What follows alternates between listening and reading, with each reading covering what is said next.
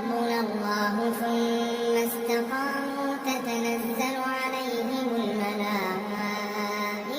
ألا تخافوا ولا تحزنوا وأبشروا بالجنة التي كنتم توعدون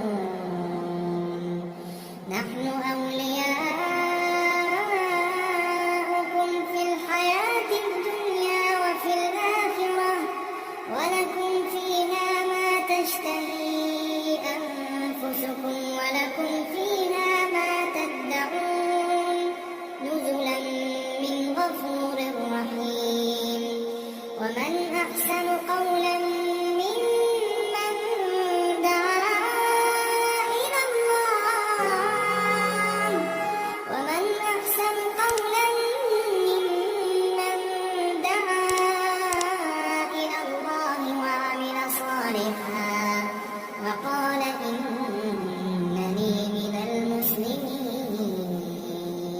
ولا تستوي الحسنة ولا السيئة ادفع بالتي هي أحسن فإذا الذي بينك وبينه عداوة كأنه ولي حميم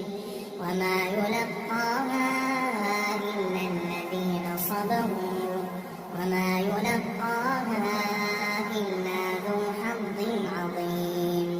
وإما ينزغنك من الشيطان نزغ